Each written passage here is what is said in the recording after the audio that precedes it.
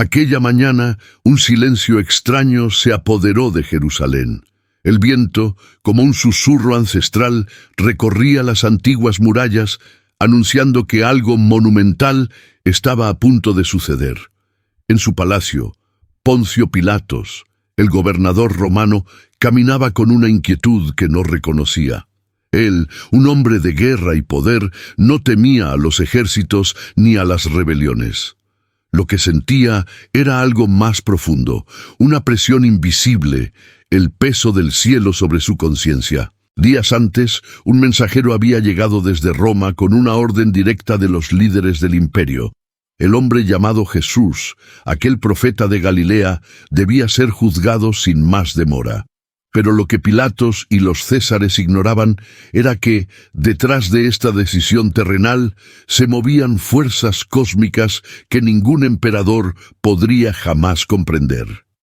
Mientras en la tierra se preparaba el juicio más famoso de la historia, en los reinos celestiales comenzaba una batalla silenciosa, una confrontación de dimensiones eternas. Los ángeles de la luz, seres de pura energía y amor, se reunieron en una asamblea sagrada. Sabían que el Hijo de Dios, su amado príncipe, estaba a punto de enfrentar su hora más oscura, el momento culminante de su misión terrenal. Miguel, el arcángel guerrero, comandante de las huestes celestiales, extendió sus imponentes alas doradas que brillaban con el fuego de 1000 soles, y su voz resonó como un trueno de esperanza. El amor será probado hasta su límite, y a través de este sacrificio la humanidad será salvada. Su declaración no era una orden de batalla, sino una afirmación del plan divino, un plan tejido desde antes de la creación del tiempo. En ese mismo instante, como una respuesta inevitable a la luz, las sombras también despertaron.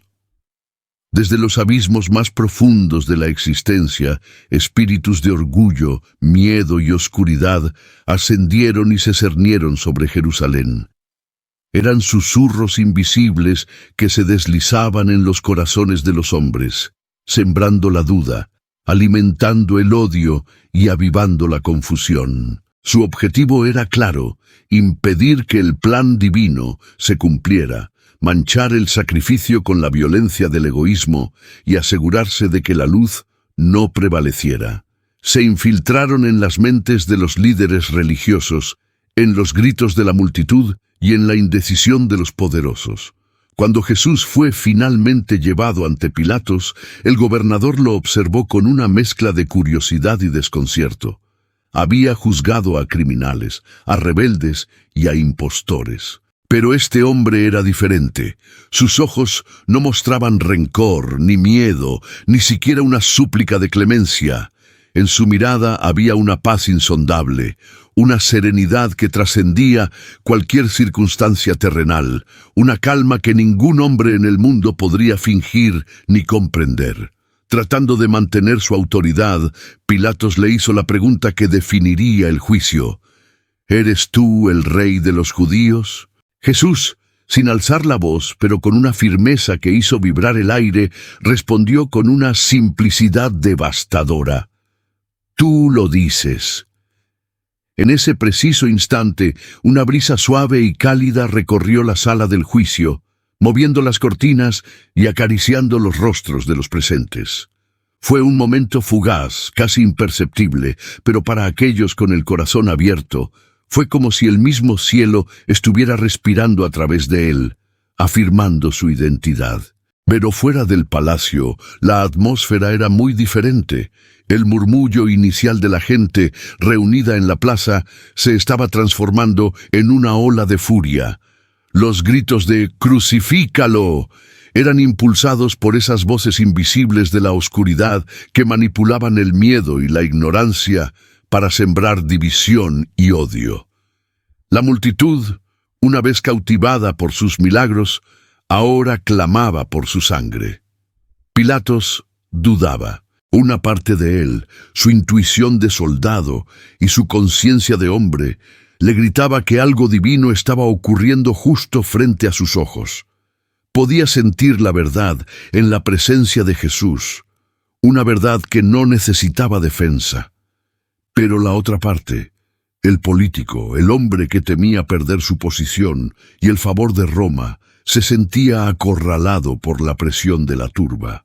En un acto que pasaría a la historia como el símbolo de la cobardía moral, mandó traer un lebrillo con agua y lavó sus manos frente a todos, declarándose inocente de la sangre de aquel hombre justo.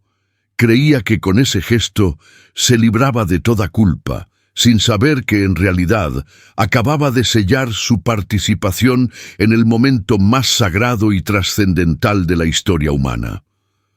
Mientras Jesús comenzaba su camino hacia el Calvario, en el plano invisible, los ángeles de la luz descendieron sobre el monte.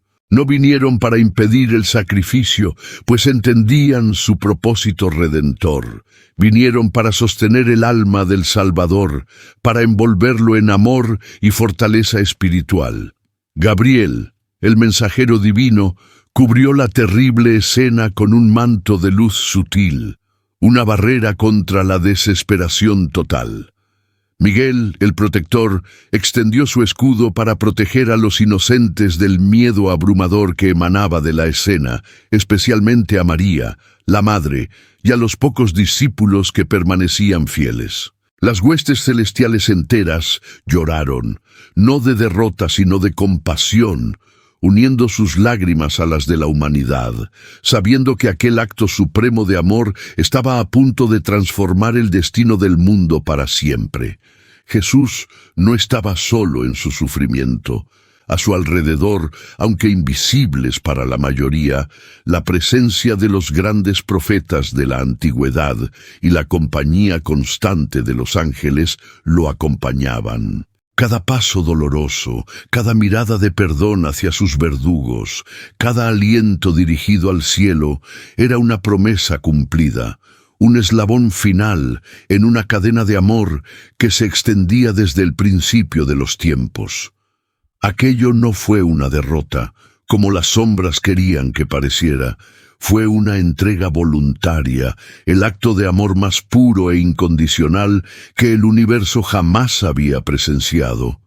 Un rey entregándose por su pueblo, un Dios mostrando la profundidad de su misericordia. Y cuando todo pareció haber terminado, cuando el último aliento fue exhalado y la oscuridad cubrió la tierra, ocurrió algo inesperado. El cielo, que parecía haber guardado silencio, se abrió de par en par. Una luz cegadora, más brillante que cualquier sol, envolvió la tierra, y la voz del Padre, no con palabras, sino con una vibración que resonó en el alma misma del universo, declaró a toda la creación: el amor ha vencido. No fue un grito de venganza, sino una proclamación de victoria eterna. La oscuridad había jugado su mejor carta, pero el amor había resultado ser invencible. Días después, Pilatos no podía encontrar paz. El poder, la riqueza y el estatus que tanto había protegido ahora le parecían vacíos. En sus sueños, una y otra vez, escuchaba esa misma voz serena de Jesús y veía sus ojos llenos de paz. Comprendió en la soledad de sus noches que no había condenado a un simple hombre. Había sido un testigo privilegiado, aunque renuente, del mayor acto de amor que los cielos y la tierra jamás conocerían. Su nombre quedaría grabado en la historia no como el de un juez, sino como el del hombre que se lavó las manos ante la divinidad. Desde entonces, cada vez que el sol se pone sobre Jerusalén y tiñe de dorado sus antiguas piedras, se dice que el viento todavía susurra la historia de lo que ocurrió aquel día.